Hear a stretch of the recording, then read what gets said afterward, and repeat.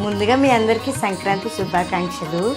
ఈరోజు సంక్రాంతి స్పెషల్గా రవ్వ లడ్డు చేసి చూపిస్తాను.